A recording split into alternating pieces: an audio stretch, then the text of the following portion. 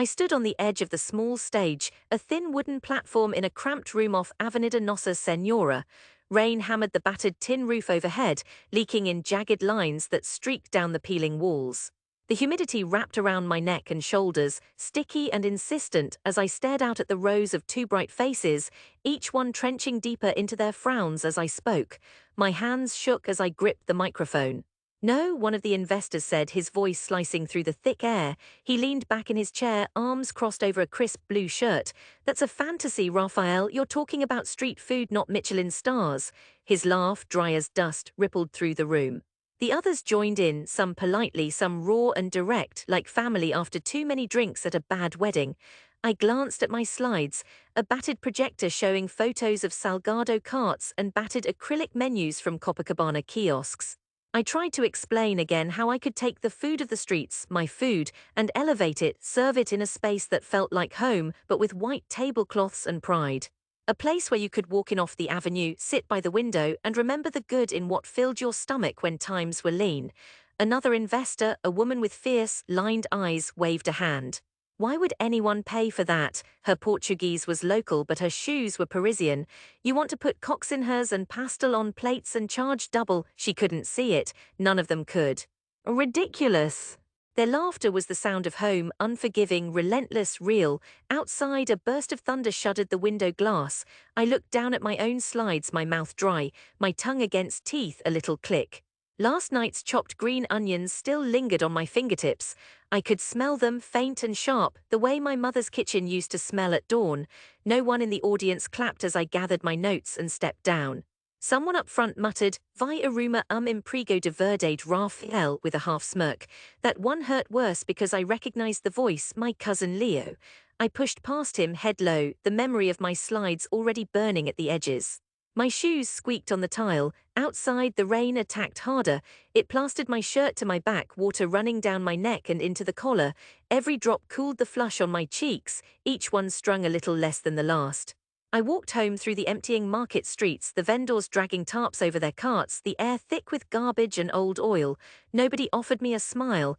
Nobody said congratulations. That night the old apartment echoed with the sound of my mother's TV and my father's voice from the other room, muffled, impatient, sharp around the edges. I sat in the kitchen, hunched over a chipped table, and watched the slow drip of rain through the broken frame. The city had a way of spitting you out if you tried to stand up too tall. My mother came in, her hair wrapped in a faded scarf, and looked at the ruined folder in my lap. "De novo, Filho?" she asked. I didn't answer. Her voice was soft but not gentle. She served herself tea, the packet smelling of cinnamon and cheap herbs, and sat. She waited for me to fill the silence, but I had run out of explanations. My pitch had failed. My dream, this version anyway, felt smaller and more foolish with every moment. After a while she sighed. "You're always chasing after nonsense. Think of your cousins. Leo has a job with his uncle. Gabriel is in accounting." She didn't have to complete the thought. "Cooking for tourists. If you want to help, join your aunt in her cafe. That's real work." I left the kitchen and lay flat on my old bed, the mattress thin with secrets. Faces from the pitch replayed in the dark above me, the harsh dismissal, the laughter. Every moment burned hot, then cold. I pressed my fists into the pillow. 1,000 angry comebacks bloomed and faded, too late, but I didn't let go. An hour passed, maybe two, before the struggle ebbed. I let the cool air from the busted window brush against my cheeks. It made me remember the first time I cooked for someone who wasn't family, years ago, frying pastel for neighborhood boys in Lapa. They'd lined up 2 reais in sweaty hands and devoured every crispy pocket before the oil cooled. Back then I didn't know failure, only grease, salt and praise. My uncle got me kitchen work at a beach bar in Ipanema, mostly because he owed my father a favor. I chopped onions until my fingers blistered, prepped frango and carne for skewers, cleaned trays of melting lettuce. The chef wasn't interested in teaching, he barked orders, watching for mistakes. I learned to keep my mouth shut and my knife sharp. Sometimes, after closing, I'd sneak leftover hearts of parm and try pairing them with odd spices, tasting in secret what might work. After 3 months, I started bringing home tiny plates for my mother. I plated them as beautifully as I could, balancing farofa and feijoada with splashes of pickled okra. She took a single forkful and shrugged, not unkind but not impressed. "The same thing," she said, "but fancy." My father wouldn't touch it. "We eat to live, Raphael, not to pretend." At cousin Gabriel's wedding, the jokes came as fast as the drinks. Chef, you should open a food stand. I'll be your first customer if you give me a discount. I smiled and forced myself to laugh, the resentment swirling like old coffee grounds in my gut. It wasn't personal, not really. Just the old way of thinking, a job is a job, but a dream belongs to fools. I watched my brothers trading stories about new jobs, promotions at the bank, remodeled apartments. I envied the ease in their voices, the way their ambitions had natural shapes, things you could explain in simple sentences, goals your mother could understand. When my aunt put me to work rolling brigadeiros for dessert, I did it perfectly, watching the smooth chocolate balls pile up. She turned away right when I wanted her to say, "Well done." On nights off, I wandered Flamingo, notebook in hand, tracking which kiosks drew the late crowds. I asked strangers what they ate and why. Tasted 100 variations on empada and tapioca. I took notes, sketched ideas, malagta yoli, feijoada croquettes, guava glazed pork, flavors that made my tongue dance, and then, finally, a small break. The bar chef quit with a slam of the back door. The owner, desperate for a replacement, looked at me on a Friday night. "You cook?" he asked. "You talk like you know something." "I know enough," I lied. He handed me the aprons. "Don't mess up, Philho, or I'll send you home in the middle of service." That night I cooked for 72 people, hands moving quicker than my thoughts. Every order felt like a dare. But when the last plate left the pass, I felt a wholeness, hot, savage, freeing. For the first time, people looked for me, asking about the food. That was the start, though I didn't know it yet.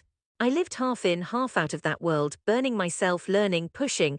I packed my old notebooks and applied for jobs everywhere, fancy restaurants, dusty cafes, hotel kitchens.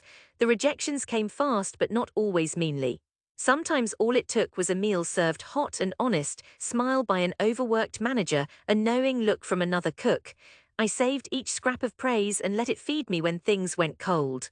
The anger curled in my stomach, steady as hunger. It reminded me, never give them a reason to think they're right.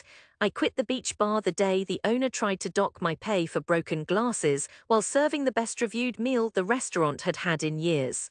I took the cash I had and moved into a tiny flat off Rua Barata Ribeiro. I lived on coffee, bread, market greens, and old ambition. With two friends, a dishwasher and a server from the bar, I started up a pop-up dinner in a borrowed garden in Santa Teresa. We cooked under strings of lanterns, the air loud with the whir of scooters, the city blinking below us. The cooking was sweaty, urgent, frantic, but people came. Journalists, students, city workers, rich girls slumming it for the night. They sat under the fig tree and wiped sauce off their chins and asked, "How did you make this taste familiar and new at the same time?" Their faces glowed in the candlelight. One woman, an editor from a glossy food magazine, said after her second empada, "If you ever open a place, call me, I'll write about it." I didn't trust her, but I wrote down her number anyway. We did 14 dinners. The word spread. Some nights we turned away more people than we fed. Old friends came by, asked me, "How long can you keep this up?" Leo showed up one night, arms folded, and left after the first course, shaking his head. "You're working too hard for too little," he said. "Come work for my cousin's hotel, safe job, decent pay." When I refused, he smirked. Always a dreamer. I felt the old anger, but there was serenity now too, a quiet confidence that I'd earned with every meal, every burn, every late-night handshake. Nothing lasts in Rio without a little luck. Our landlord sold the house. The pop-up ended. I spent 2 months in limbo, selling sandwiches on the beach in the morning, working a hotel kitchen at night. Then one afternoon, a quiet man in a linen suit approached me after lunch service. "You're Rafael?" he asked, his accent odd, Portuguese but not ours. He was a Brazilian investor back from Lisbon, a friend of the magazine editor. He'd heard about our pop-up. "I want a place with food that tastes like home but feels like the city's future," he said. "I want you to make it." I almost laughed from disbelief, but I hired the old team again. We took a slim storefront south of Lapa and built Sabores de Rua with what we had: whitewashed walls, mismatched chairs, old carnival posters on the bricks. I put coccinelles on porcelain. I served pork belly with guava glaze on a chipped heirloom plate. I cooked quietly, fiercely, every service another pitch to the city: "Believe in this, believe in me." The reviews came, journalists, bloggers, even TV crews. People started calling for reservations weeks in advance. My mother came once, sat in the corner, hands folded, watching people eat. She didn't say much, but I saw her smile. It wasn't instant fame, but it was real. Every dish was proof, every night a little more respect. 5 years passed, my kitchen gleamed with new steel, but I kept the same cracked tile on the floor. My name started to appear in magazine lists of top young chefs. I traveled Sao Paulo, Lisbon, New York for food festivals, always returning with new ideas, missing the oily smell of lapa, the clangor of beach carts, the sharp sun on Avenida Atlantica. I carried my city with me in my hands and in my chest, no matter where I went. One afternoon, the restaurant phone rang. It was Leo, of all people. "We need a reservation," he said, sounding almost bashful. "Gabriel's birthday." "They said you're always booked up." A tug of old hurt, but also something like pride.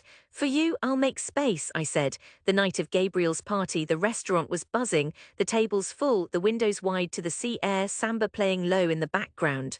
Leo showed up with all the old faces, cousins, uncles, aunts, neighbors who'd once called me foolish for dreaming too loud. My father entered last, slow on his feet, white shirt newly pressed. My mother glided behind, her arm crooked through his. They sat by the window. I watched them as I plated courses, my crew moving smoothly around me, no shouting, no panic. I sent out bowls of feijoada croquettes, glazed beef ribs, crispy cassava with spicy aioli, warm brigadeiros sliding in pools of passion fruit cream. No one recognized the kid who'd been laughed off the stage years ago, except perhaps for Leo, who kept glancing at the open kitchen as if he expected me to mess up. My hands were steady, course after course arrived, the table's noise grew lively, old stories, biting jokes, surprise at the flavors. Gabriel raised a glass toward me, his eyes warm. "Didn't think you'd find a way to make these fancy and keep them real, primo," he called. My father nodded, a quiet acceptance in his smile. Then came the proof. For dessert, I plated a reimagining of our grandmother's cocada, crispy, buttery, sweet, with a dash of lime and vanilla bean. I served it myself, the final statement. "From our street to your table," I said low so only they could hear. They ate all in quiet at first, then murmuring surprise. My father took a second spoonful and sat back, eyes closed. My cousins nudged one another, leaning in as if the food dared them to recall old doubts. Gabriel, drunk and glowing, said, "You showed us Raffinher, I won't forget it." Leo didn't speak for a while. When he looked up, I saw something had changed in his eyes. "You did it," he said, simple as that. All the years of teasing, the smirks and the warnings, they dropped away for a moment, and he looked at me as if I was new. But the proof wasn't in their words. It was in the weight of their silence as they finished each course, savoring what I'd made of our memories, one forkful at a time. The others in the restaurant were strangers, but my table, the one by the window, radiated warmth, the scars between us softening under good food and better company. When service ended, I walked toward the table. My mother stood first, kissed my cheek. "Agora eu entendi," she whispered. "Now I understand." My father clasped my shoulder harder than he ever had before. No lecture, no jokes, just pride. The anger that had burned in me all those years cooled to something clean, like sea wind after a storm. The serenity came, at last, as I saw I didn't need to explain anymore. The proof was here, under the city's lights, in the laughter of my family, in the way no one questioned if my dream was ridiculous. I knew the city would keep testing me, pushing me, laughing sometimes. But I also knew that, in this place, in my kitchen, with my family finally tasting what I tasted all along, I had come home.